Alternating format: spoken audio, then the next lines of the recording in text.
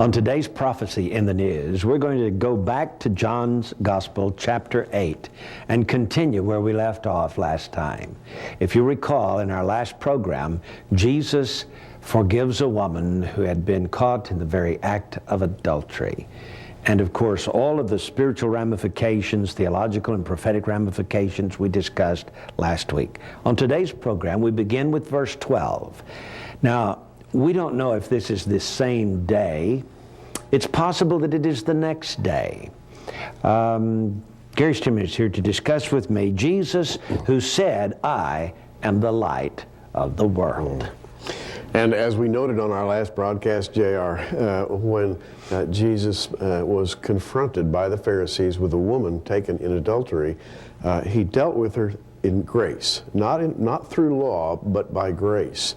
And he said, "Go and sin no more." And that day is called Shemini Atzeret, the 8th day of assembly in the Feast of Tabernacles, which is commemorated in the 8th chapter of John. And it just happened to be on a Sabbath. Indeed. On a Saturday. Now, it's possible that beginning with verse 12, he comes back the next day. Because on the 9th day, following the beginning of the Feast of Tabernacles, today is called Simchat Torah. And traditionally, Gary, tell us about the Jewish observance of Simchat Torah. Now, Simchat Torah, I don't believe was widely observed or observed at all during the life of Jesus, but subsequent to that, this is the 9th day of Tabernacles, and it's called Simchat Torah, Simcha in Hebrew meaning rejoicing. So this is rejoicing in the Torah. Now, what's interesting to me, J.R., is that the Torah is seen by the sages of ancient Israel as being the embodiment of light.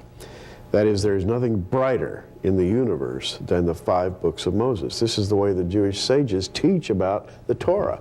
And they rejoice in the Torah as the light of the world. And they say that God actually hid the primeval light. When he said, "Let there be light," that light was condensed and distilled down into the Torah so that the righteous might perceive the light, but it would be hidden from the eyes of the unrighteous. So if this is the day called Simchat Torah, rejoicing in the Torah, we're rejoicing in the light of God, which makes Jesus' words even more meaningful. And we're talking about the primeval light here. Yes.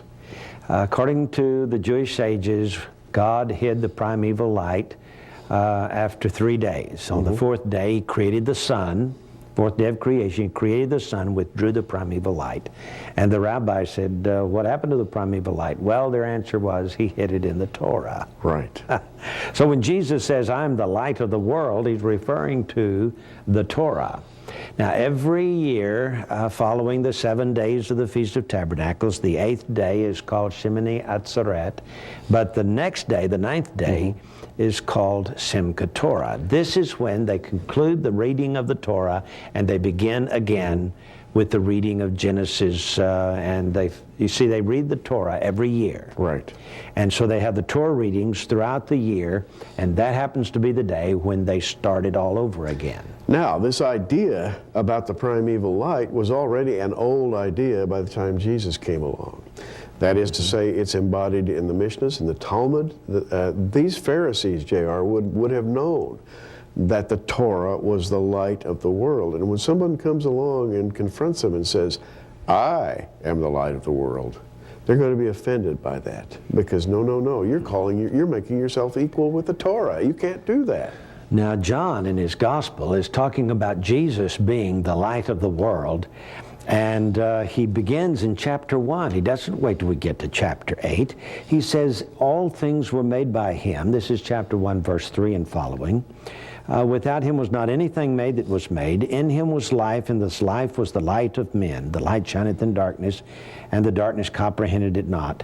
So here he's talking about this life being light.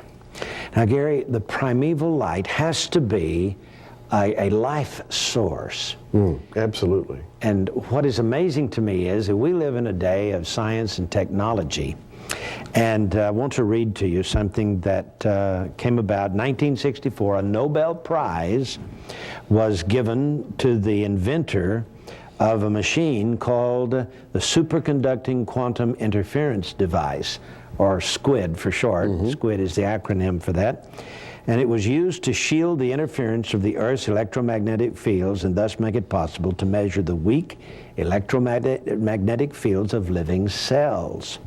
It was discovered that all living cells emit actual light. Now, what makes a cell that is alive different from a cell that is dead is this light. Light. This life, we call it. And so what we mean here is when Jesus says, I am the light of the world, in him was life, he's the one that gives life to all plants, to all animals, to all living cells, to humans. And this light we're referring to here may well be the primeval light. So here, since 1964, medical science has been coming along and measuring this incredible light source that comes out of human cells and plant cells and animal cells. And it seems to be the very source of light itself. In fact, they call them biophotons. You know, JR, the relationship between light and life is really clear-cut in Scripture. John says in 1 John 1:5, this then is the message which we've heard of him and declare unto you, that God is light, and in him is no darkness at all. And then we are urged as believers to walk in the light. Now, that's thought of as a metaphor. Actually, it's not a metaphor. Light is life. The light of God is literally the life that we are seeking. Amazing, isn't it? It is. There's so many facets to this. We don't understand or comprehend it. But let me read to you, reporting from ABC News, Carl Kruszelnicki. That was easy for you to say. Kruszelnicki, yeah. Right.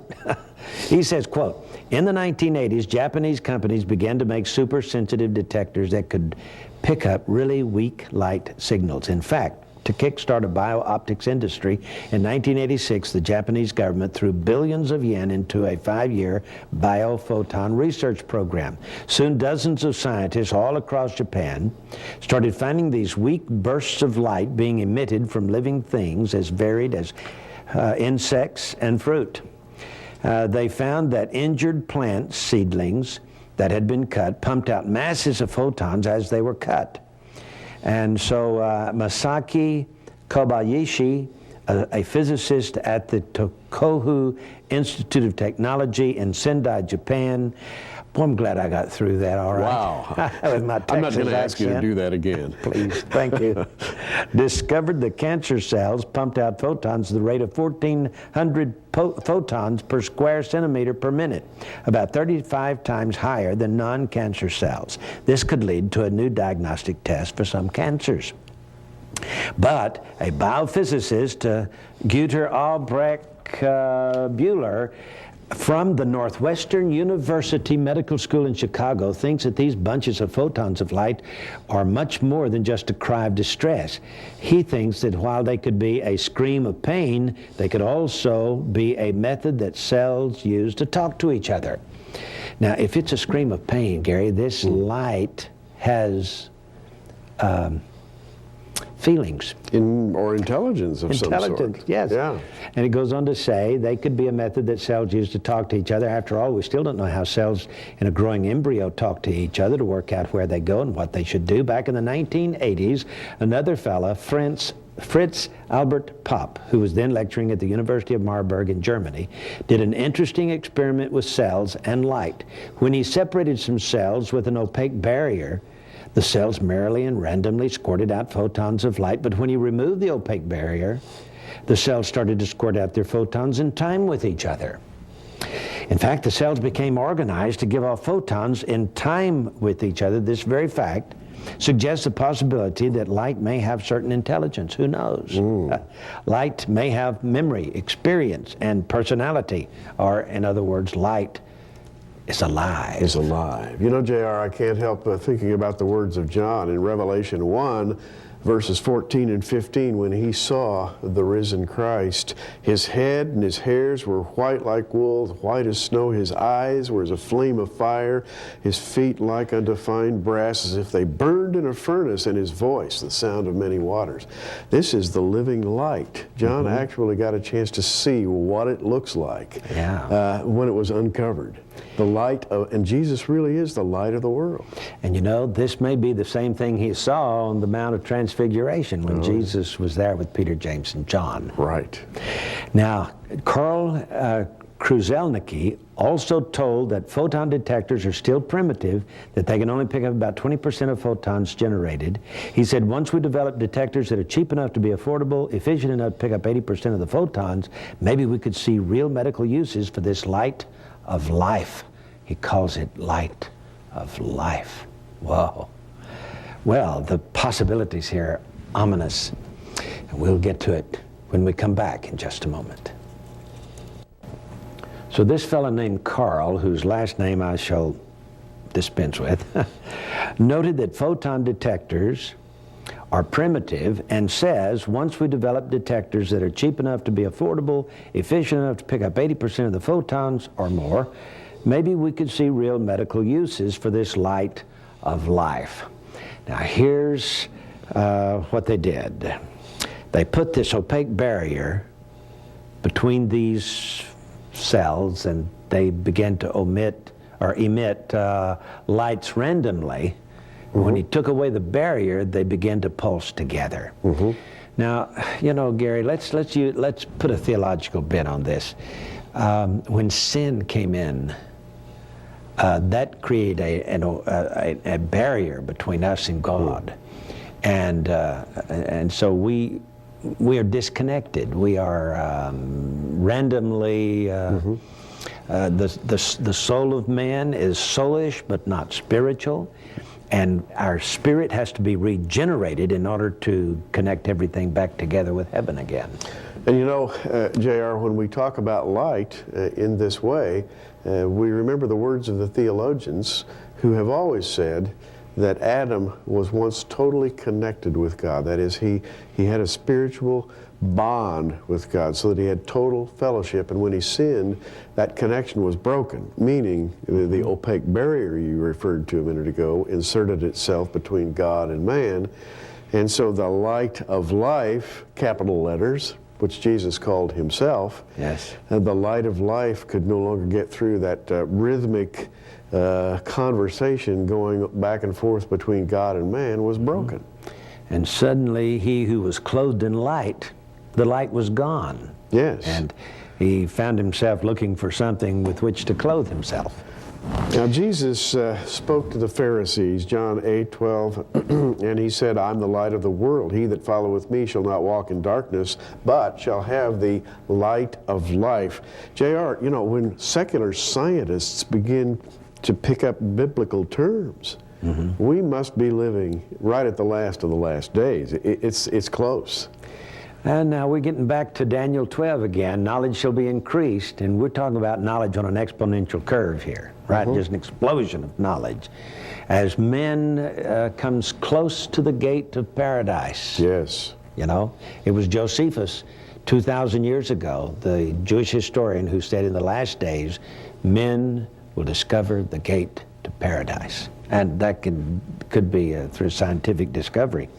Now the Pharisees said, you bear record of yourself, your record is not true. And the word true here, I think, means validated. It took two witnesses to validate a truth. And so Jesus said, you judge me after the flesh. He said, even if I judge someone, he says, my judgment is true, for I'm not alone, but I and the Father that sent me. It's written in your law that the testimony of two men is true. I am one that bear witness of myself, and the Father that sent me, he bears witness of me. So here we have the testimony of two entities, the Father and the Son. And Jesus was saying something very interesting here. He was saying, I am in total, 100% intimate, perpetual contact with the Father. Yes. When he says, I and the Father are two witnesses that validate what I am saying, he's really talking about that connection we're talking about a minute ago with light. Yes. Now, Gary, he said, I am not alone. Right. Jesus said, I am not alone. Now, that has got to be more scientific than the human mind can possibly comprehend. That's the reason why we can say without reservation that Jesus was God in the flesh. It was not just Jesus alone. God the Father resided, the Spirit of God, God Himself was in the mind and frontal lobe, if you want to put it that way. He was operating the neurons in Jesus' body. Just in a very primitive way, as those cells are connected photonically with each other and vibrating in rhythm. Once the obstacle is the idea of the way Jesus relates to the Father, a perfect communication along a wavelength that is so high above us that we can't even comprehend it. But that's why we can say Jesus was all God and all man. He was not half God, half man. Right. He was all God, all man. If he was all God, He was God. He was not just God the second. That's true. He was all God, living in the body that He Himself fashioned for Himself so that He could communicate with man and come down to this earth and pay the sin debt. And further on, He says, for example, He says, when I'm lifted up, then ye shall all know that I am the Messiah, once I am lifted up. And the Bible says that the people that were standing there believed on Him. Verse 30, as He spake these words, many believed on Him. And that was a belief in that Jesus was the Messiah. So He turns to them and He says, if you continue in my word, then you're my disciples in truth. And truth shall make you free. The word truth, I think, means this validation that they were asking for, these two witnesses. So He's saying, once I am lifted up, when I die and rise again, you'll understand who I really am. And that will make you free, because it was the death, burial, and resurrection of Christ that gives us eternal life. You know, J.R., it's been said in many a sermon that when Pilate stood there and looked Jesus right in the face and said, what is truth? He was actually speaking with truth. For Jesus said, I am the way, the truth, and the life. When Jesus says, I'm the truth, it's not a metaphor. He is the truth. And here He says, you shall know the truth shall make you free. In a sense, He's saying, I'll make you free. And He's speaking here of liberty, and He's also speaking of it in the context of His crucifixion. You know, on Passover, the lamb is slain, J.R., and the Jews refer to that as moving from bondage to liberty, or from bondage to freedom. When that lamb is slain, we're going to get out of Egypt. We're free. We're free. Well, when our lamb was slain on that cross, we became free as well. The truth has made us free. We can approach Him directly. We don't need a priest. We don't need an intermediary. We have the truth. In other words, the truth is a person, the Lord Jesus Christ. Yeah. Now this conversation Jesus is having with the Pharisees and scribes here turns kind of raunchy and kind of dark. And finally, Jesus calls them, He says, you're of your father, the devil. Whoa! And then they took up stones to stone Him. And this one who said, I am the light of the world, listen to verse 59, they took up stones to cast at Him, but Jesus hid Himself and went out of the temple, going through the midst of them, and so passed by. In other words, I take this to mean that Jesus, the light of the world, just disappeared. If you operate on the basis of the light, that is, you control the light, then how easy must it be to just wink out and just walk through? Yeah, and they looked around, couldn't find Him. I don't know exactly what kind of pandemonium broke loose here, but Gary, Jesus literally changed Himself so that he could disappear and walk right through those people. It says he walked through the midst of them. I think that means that he walked right through their bodies, right on through the crowd. Absolutely. And went on his way. And we will find out in the next chapter what he did as he went on his way. But this is an incredible study. Now let me tell you, Jesus is the only way to heaven. He is God clothed in human flesh. He's not half man, half God. He is all man, all God. He is the Father. He is the image of God for our human eyes. So trust him today. We'll be back in just a moment.